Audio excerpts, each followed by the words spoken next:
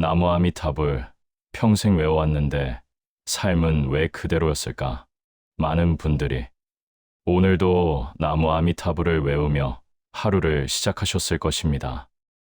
그런데 이런 생각이 한 번쯤 들지 않으셨을까요? 이렇게 오래 연불했는데 왜 내 삶은 여전히 그대로일까? 열심히 살았고, 기도도 했고, 나름 최선을 다해왔는데 삶은 늘 같은 자리에서 맴도는 느낌. 부처님은 이 질문에 대해 정성이 부족해서라고 말씀하지 않으셨습니다. 오늘은 부처님의 가르침 속에서 왜 삶이 그대로였는지 그 이유를 조용히 살펴보려 합니다. 우리는 연부를 할 때 대개 이런 마음을 품습니다. 이 고통이 사라지기를, 이 문제가 해결되기를, 이 마음이 좀 편해지기를, 그 자체로 잘못된 바람은 아닙니다. 하지만 부처님이 보시기에 문제는 연불의 횟수도 정성도 아니었습니다. 부처님은 사람들이 연불을 하면서도 여전히 괴로워하는 이유를 아주 단순하게 보셨습니다. 마음의 방향이 바뀌지 않았기 때문입니다. 우리는 나무라는 말을 보통 이렇게 이해합니다. 귀의한다, 의지한다, 맡긴다. 하지만 부처님이 말씀하신 귀의는 누군가에게 매달리는 행위가 아니었습니다. 부처님이 말씀하신 귀의란 흔들리는 마음에서 잠시 내려오는 선택이었습니다.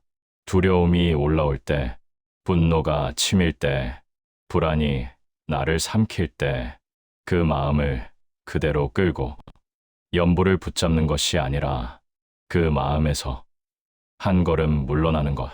부처님은 이 한 걸음이 없으면 아무리 좋은 말도 마음을 바꾸지 못한다고 보셨습니다. 연불이 처음에는 마음을 고요하게 하다가도 시간이 지나면 그저 습관이 되는 이유가 있습니다. 연불이 마음을 다루는 도구가 아니라 불안을 덮는 말이 되는 순간 그 힘은 사라집니다.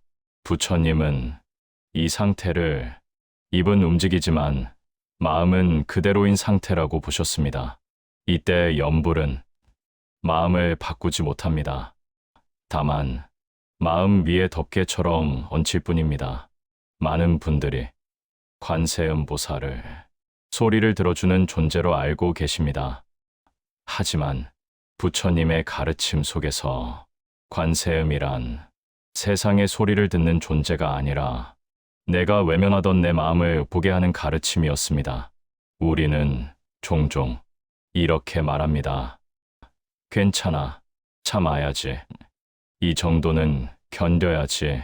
관세음의 가르침은 그 말을 조용히 멈추게 합니다. 그리고 묻습니다. 정말 괜찮은가?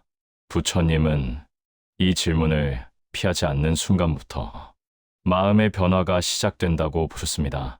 같은 연부를 해도 어떤 사람은 변했고 어떤 사람은 그대로였습니다. 차이는 분명했습니다. 연부를 소원을 이루기 위한 말로 쓴 사람, 마음을 되돌아보기 위한 멈춤으로 쓴 사람, 부처님은 후자의 사람에게서만 변화를 보셨습니다.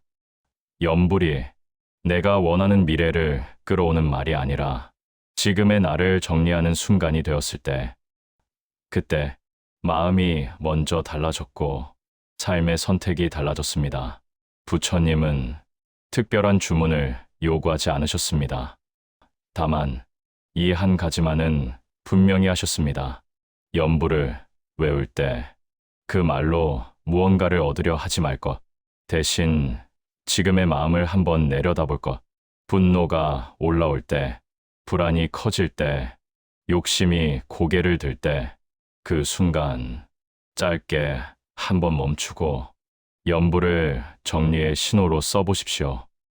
그것이 부처님이 말씀하신 가장 현실적인 수행이었습니다. 부처님의 가르침은 우리에게 무언가를 더 가지라고 하지 않았습니다. 하나를 내려놓으라고 하셨습니다. 연불이 소원을 이루는 말이 아니라 마음을 되돌리는 순간이 될 때, 그때 비로소 부처님의 가르침은 삶 안에서 살아 움직이기 시작합니다. 오늘 말씀을 들으며 연부를 외우는 말이 아니라 마음을 잠시 멈추는 신호로 써보시면 좋겠습니다. 저는 그럴 때 손에 쥐고 마음을 가라앉히는 작은 도구를 함께 사용하고 있습니다. 영상 아래에 조용히 정리해 두었습니다.